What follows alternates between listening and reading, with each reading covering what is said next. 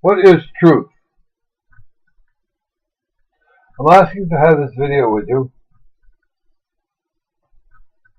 so we may be to discuss a little bit about truth, what it is, how to find it, the search that I went through myself, trying to find it. Along my way and along my search, I have talked to a few people who would tell me truth was in nature, maybe in the butterfly, they were all one, the universal one, and how to become enlightened. I remember asking a couple of these people, the enlightened ones, said they were enlightened, what hemisphere they lived in. They didn't know, but they were enlightened. So where was I going to find truth?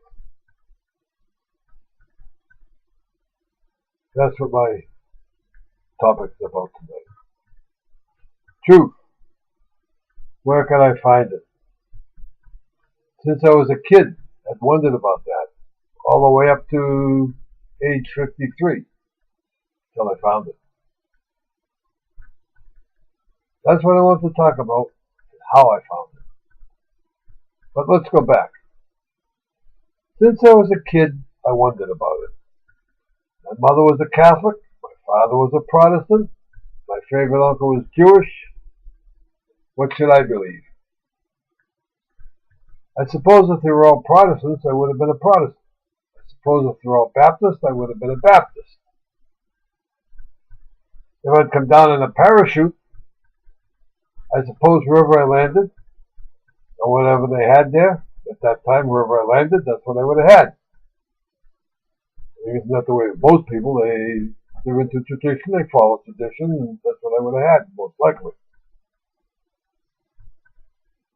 Then there was New Age. There was philosophy. Philosophy was good. It was good for asking questions, but it wasn't much good in getting answers. There was Buddhism. There was Christianity. There was God everywhere, in many versions. Some with a small g, some with a large G. There were dozens of descriptions. There was the Trinity. Some said the Trinity was one. Some said the Trinity was 3 in 1. Some said the Trinity was 1 in 3, 3.5 and 1.5, 2.5 and 1.5, and 4.5 and 3.5. How was I to know? I had never read a Bible, but I heard someone say once, and it came to my mind, I am the truth, the light, and the way. They were talking about Jesus at the time. Who was Jesus? I didn't know. I didn't really know. They said he went to the cross and did it for us.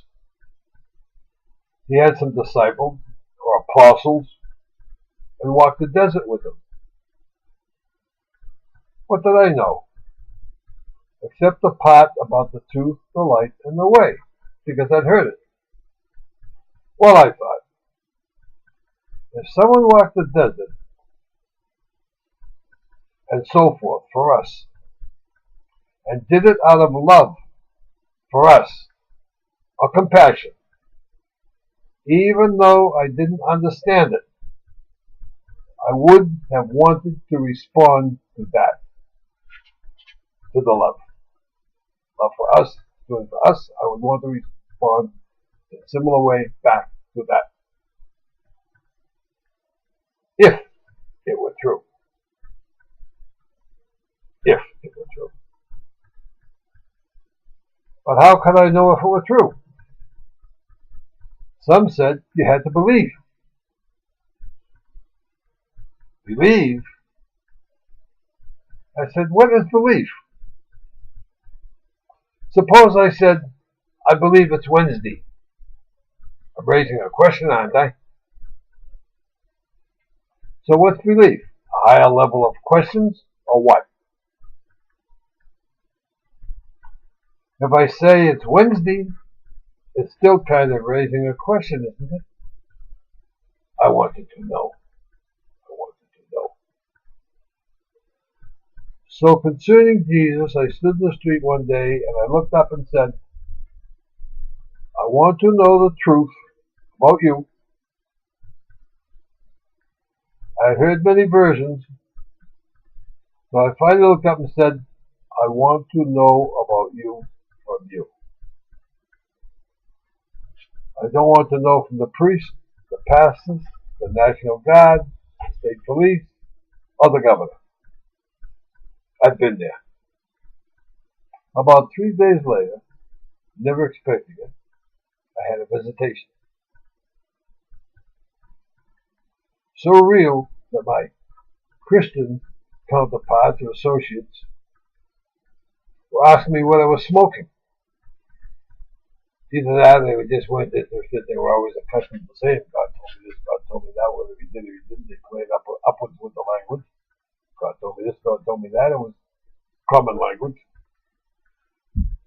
But if I got serious about it, they'd ask me what I was smoking. I can't tell you here about the visitation because it was too real to try to take the time in its detail. But I do want to take the time here to tell you about how I found truth. I found it by standing in the street and telling Jesus that I wanted to know the truth, but I wanted to know it from him. Churches had been telling me from the churches, from the pulpits, you're not supposed to know. You're supposed to go by faith, and that we have the will to believe, and so forth. But I did it anyway, the way I told you. After that, I found 4 pieces of scripture. Without me you can do nothing. Ask and you shall receive.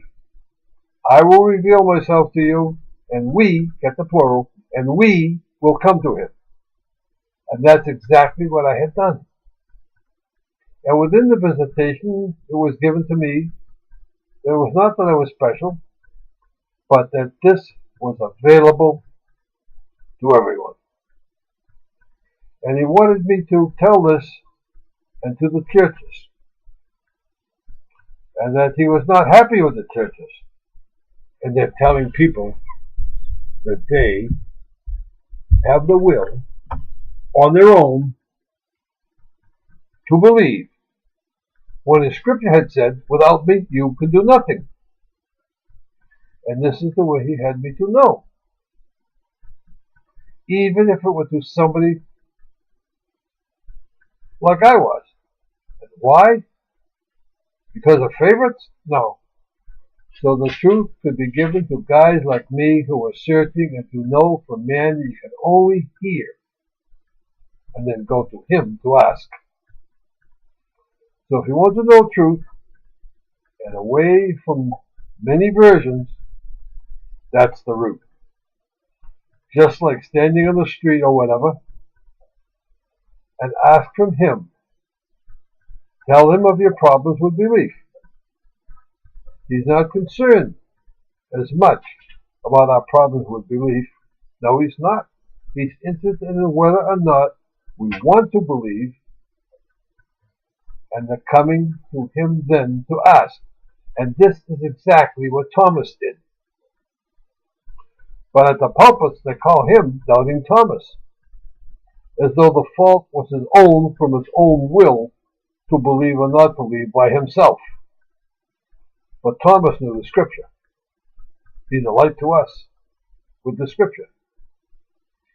He knew from man you could only hear. He knew the right part of without me you can do nothing. When Thomas said unless he saw the nail marks he would not believe, it was the same as if he had said, if I jump off the roof I will not fly. It wasn't attitudinal. It was factual. He knew the scripture. Without me, you could do nothing. So essentially, he did what I did on the street. He went to ask Jesus for the truth. And Jesus didn't read him the riot act. In my case, I will reveal myself to you. It happened, and we will come to him. It happened. Note the we in the plural. So this is what I pass on to you, that you may do it too. Now I don't know what will happen if you raise your fist and saying, I want to know. I want to know. Come prove it to me. I don't know, but I do know that if you stop and think or consider that if somebody, meaning Jesus, walked the desert and even died for us out of compassion or love, now you don't have to understand it here, but just understand the concept, the idea that it was out of love, that he did something for you out of love. And if that were true, would you want to respond to that? If the answer is yes, and you want to know truth, don't worry about your ifs. He knows them already. Explain them from you to him. Maybe like this. Jesus, I have some ifs. It's a paradox to ask you for truth if my first issue is my problem with belief about you. But where else can I go? I came to ask from you. I want to know from you. So I came to ask from you. I don't want to know from the pastor, the priest, the national guard, the state police, and the governor. I want to know from you. Without me you can do nothing. Ask and you shall receive. I will reveal myself to you, and we will come to him. Watch what happens. You will know truth. You will bypass belief, and you will know. Thank you for your time. If I could like to here, I'd like to just end it with a little poem that I wrote after the visitation. And I never did like to put something into the mouth that God told me this or God told me that, unless it were literally true, because so many people were saying these things that they felt inspired, so they say, well, God told me. They play one-uppers with the language and they want to do that. So in this poem, it'll be true. So I wouldn't put it. The name of the poem is Elephants. And it started when I was thinking about Mickey Mouse, Disneyland, the strobe light society we live in, and how was a kid going to believe in anything? And how my aunt used to take me out in the country ride and say, hey, Tommy, look at the elephant up in the tree. Oh, you just missed it. You know how you do with kids. So after the visitation, I wrote Elephants. It went something like this. Wish on a star, they said. What do you see? Look at the elephant up in the tree. I looked and I looked, but I never did see the likes of an elephant up in a tree. But then again, I was only 3. Hold the stones or hold the beads this way, they said. Pray again. So I tried and I tried. I was only 10. When I was 20, kind of late, a thought came to me. There's no elephant up in the tree. Nor is anything more here to see. I walked on past 50, but thinking some more. Who was the one they say knocks on the door? Who was the one who went to the cross? Who was the one who had died but lost?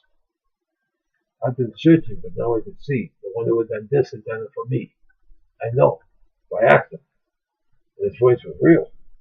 It touched me a love that my body could feel. And he showed me a book that could hardly be known.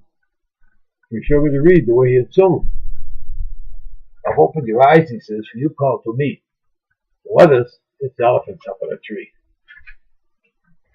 Thank you for your time. I hope I brought something to you to think about.